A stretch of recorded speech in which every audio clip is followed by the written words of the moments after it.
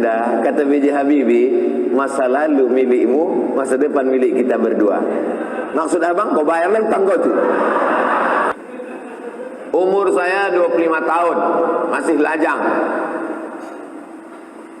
Kenapa setiap hubungan saya selalu putus? Setiap ada niat mau nikah selalu putus. Mana aku tahu?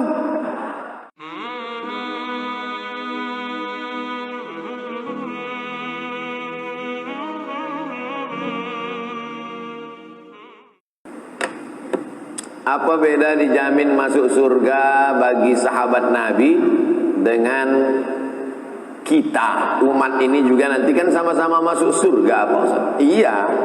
Kau tinggal di mana? Di hotel. Sama-sama di hotel.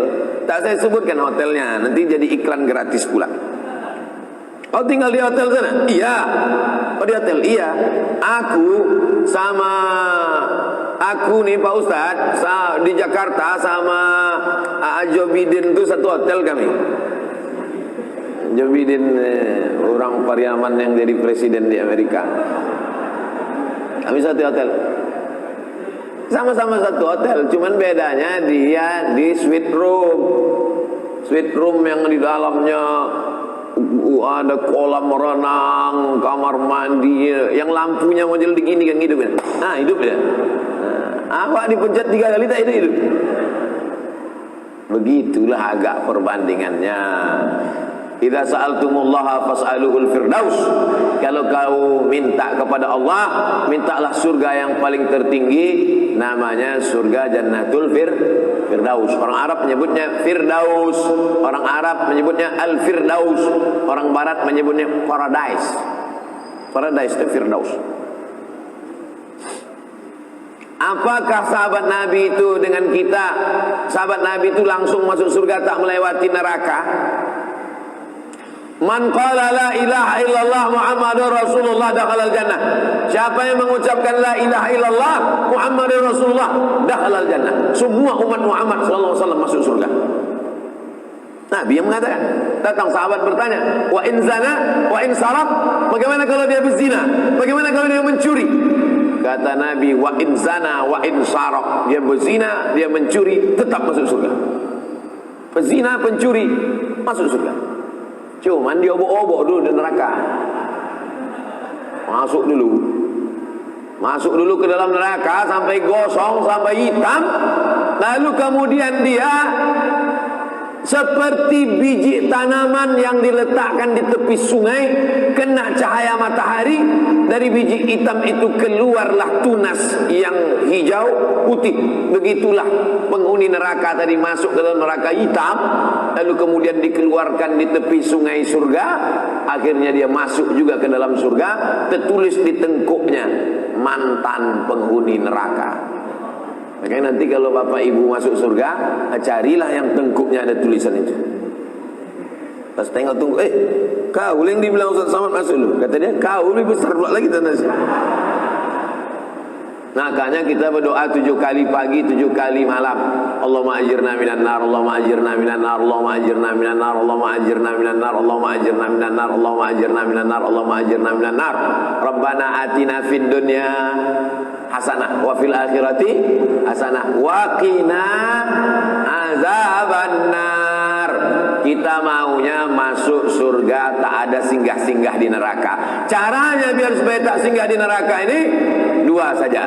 Perbaiki hubungan dengan Allah, perbaiki hubungan dengan manusia. Dengan Allah taubat nasuha.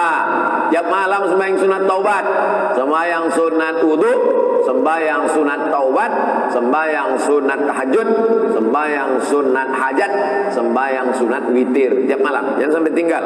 Payah bangun Pak Ustaz, setel jam 4. Kalau payah bangun jam 2, jam 1, jam 4 bangun, supaya jangan tidur lagi sampai subuh.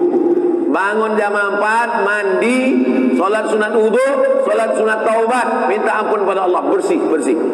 Kepada manusia jangan zalim, jangan aniaya, jangan sakiti orang, minta maaf sama orang. Mudah. Asal selamat 2 hubungan ini, selamat dari neraka. Tapi kalau udah sama Allah maksiat, sama manusia, tahankanlah. Begitulah. perbedaan kita dengan sahabat Nabi itu. Lau kana ahadukum anfaqa misla Uhudin zahaban, seandainya ada di antara kalian yang bersedekah emas sebesar bukit Uhud, ada di antara orang Pekanbaru ini sedekah emas sebesar bukit Uhud. Bukit Uhud itu panjangnya 7 km. 7 km itu kira-kira dari sini ke Batrepe lah ya. Dari sini ke Batrepe emas disedekahkan ya, itu tak sampai setapak tangan Abu Bakar Siddiq. Setapak tangan Abu Bakar Siddiq paling sekilo, 1 miliar. Emas 7 kilo. Kenapa beda? Karena kalian, kata Nabi, bersedekah pada saat aman, damai. Abu Bakar bersedekah pada saat genting, susah, nyawa taruhan. 13 tahun di Makkah, 10 tahun di Madinah. Abu Bakar Siddiq. Mudah-mudahan kita walaupun tak sebanyak amal Abu Bakar Siddiq, berjumpalah dengan Sayyidina Abu Bakar Siddiq di surga. Kenapa Ustaz tak minta jumpa dengan Nabi Muhammad? Kalau jumpa dengan Abu Bakar, tentu Abu Bakar ngomong sama Nabi. Ya Rasulullah, ada orang Pekanbaru nih, bawa masuk ke dulu. Istri saya punya utang lumayan banyak sebelum nikah. Sampai sekarang belum diansurnya. Apakah saya sebagai suami wajib membayar utang bini saya ini?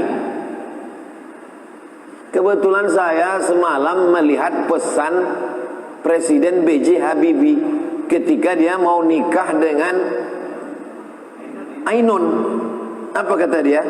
Ainun, masa lalu milikmu, masa depan milik kita berdua.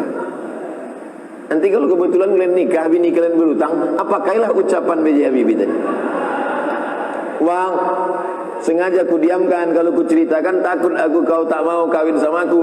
Apa Adinda? Utangku banyak. Adinda, kata B.J. Habibie, masa lalu milikmu, masa depan milik kita berdua. Maksud abang, kau bayarlah utang kau tu. Ini banyak orang ini salah paham. Dianggapnya kalau sudah menikah itu menyatu.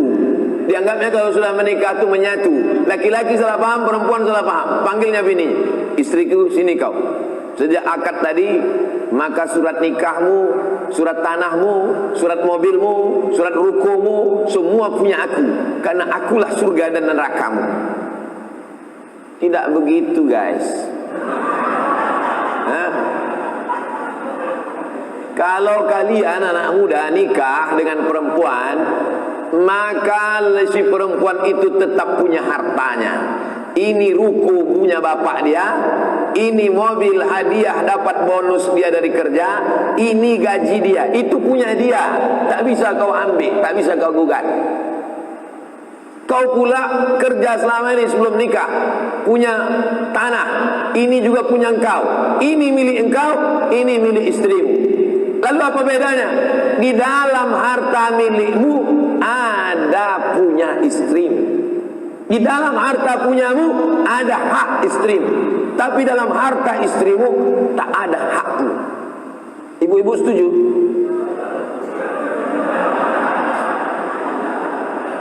Di dalam hartamu, di dalam slip gajimu, di dalam rumah kos-kosanmu ada hak mereka. Apa itu? Nafkah. Makan, pakaian, tempat tinggal, pendidikan, perhatian. Di antara yang 5 ini cuma 4 yang tak ada duit. Makan, pakai duit apa tidak? Pakai sambal lah, belum pakai duit. Pakaian, pakai duit. Tempat tinggal, pakai duit. Pendidikan, pakai duit. Yang tidak pakai duit itu perhatian. Cuma kau tengok aja deh. Tapi lama-lama kau tengok kan, kau bawa juga dia ke mall kan, pakai duit juga. Kesimpulannya 5-5 nih pakai duit.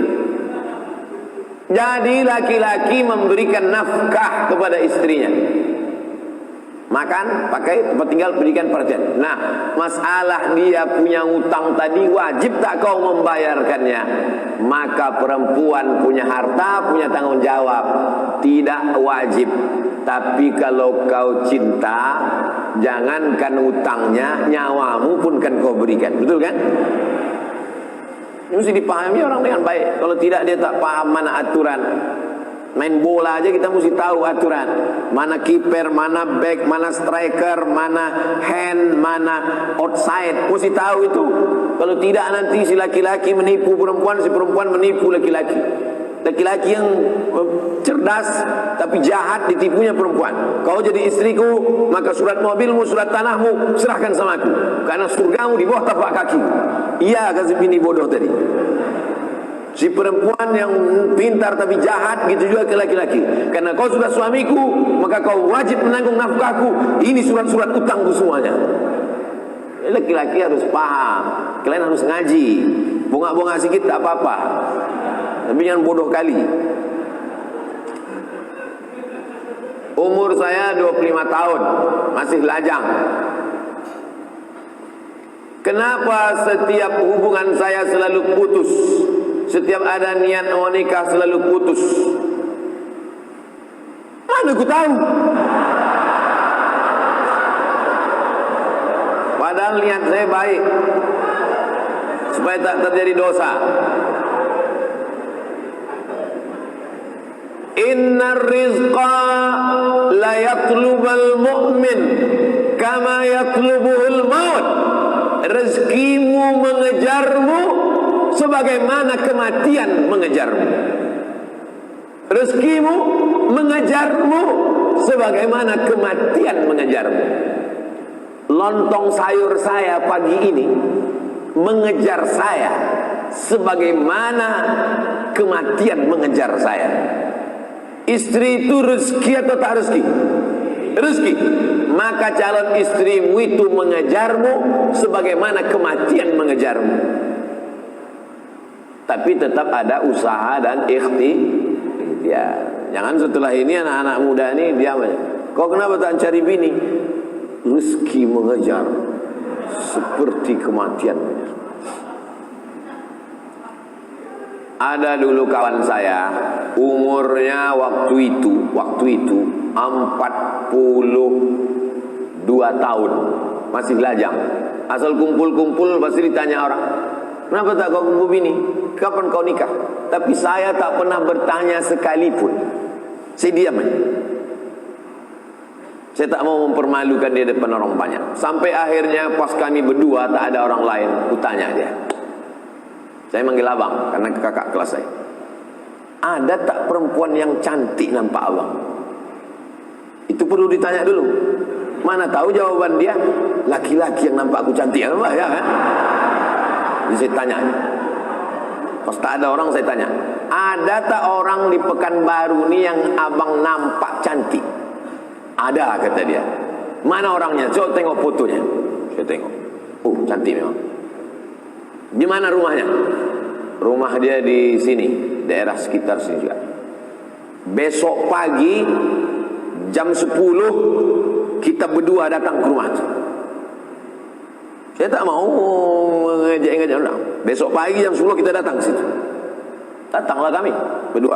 Assalamualaikum. Waalaikumsalam. Assalamualaikum Bu. Waalaikumsalam. Ini saya Abdul Somad. Waktu itu saya belum viral lagi. Ini saya Abdul Somad, sekitar 5 atau berapa tahun yang lalu. Ini saya Abdul Somad.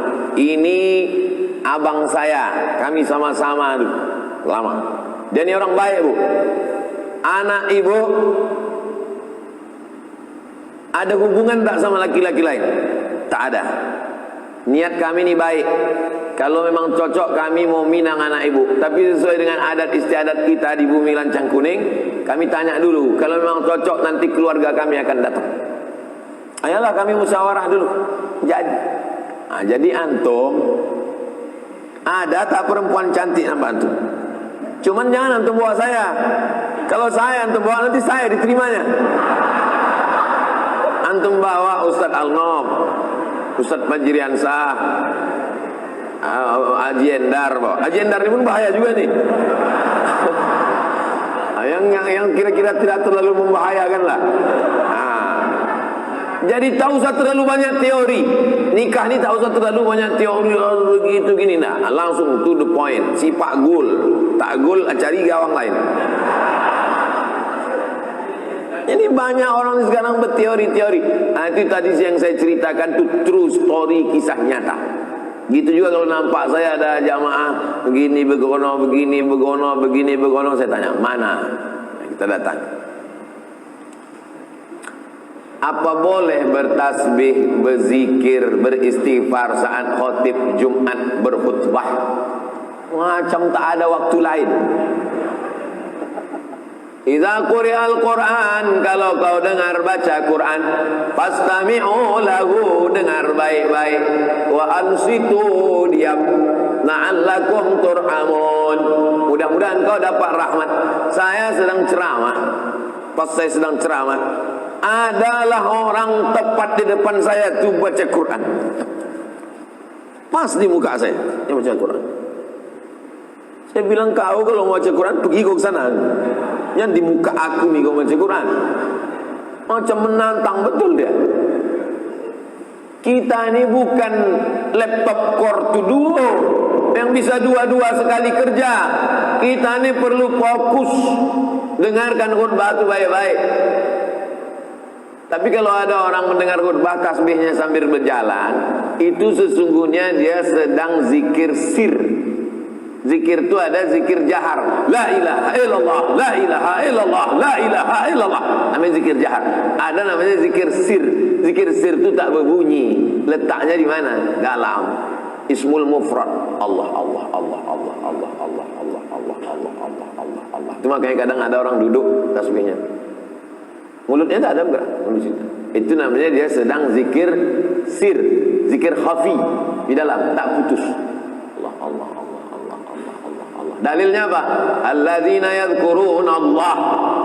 Orang yang menyebut Allah qiyaman, waktu tegak, wa qu'udan, waktu duduk, wa ala junubihim, waktu baring. Allah Allah Allah Allah Allah Allah Allah. La, hadisnya mana? La taqumus sa'ah, tak akan terjadi hari kiamat. Tidak akan jadi hari kiamat selama di atas muka bumi ini masih ada orang menyebut Allah Allah Allah Allah Allah Allah Allah. Tapi lidah tak bergerak di dalam. Jadi kalau saya khutbah, ada orang di depan metik tasbih, saya tak marah, dia sedang zikir khafi. Tapi kalau saya sedang khutbah, istighfarlah dia, Allah. Nah, ini tungkat. Macam tak ada tempat lain ni. Idza qulta li sahibika ansit, kau katakan ke teman sebelahnya, diam, faqad laghauta, kau sudah melakukan perbuatan lagha. Wa man lagha fala jum'ata lah, siapa yang melakukan perbuatan lagha fala jum'ata lah. Ada tempatnya udah masing-masing. Mendengarkan khutbah itu pun zikir. Mendengarkan khutbah itu zikir. Kenapa kau katakan dengar khutbah ini tak zikir sehingga kau perlu berzikir lagi? Zikir jahat. Kalau zikir sir memanglah terus. Ada orang yang pakai zikir terus dipijit sambil dengar khutbah. Dia sedang zikir sir. Allah.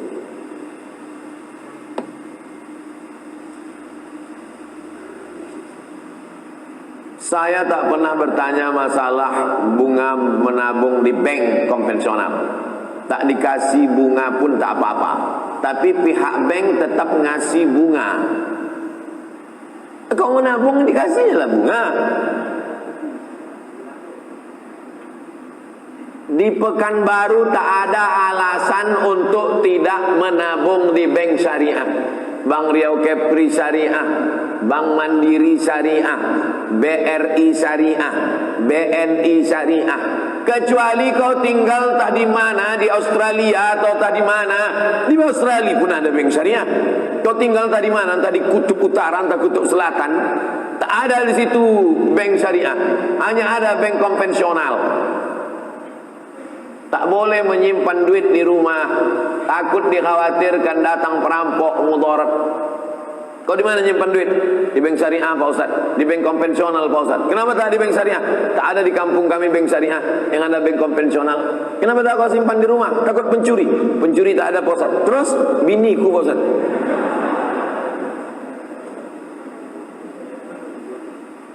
Maka kalau tidak ada lagi bank syariah, hanya bank konvensional, menjauhkan diri dari mudarat, daripada dibunuh orang, dirampok orang, digarong orang, dibuka orang rumah, diletakkan duit di bank konvensional. Bunganya di mana diletakkan?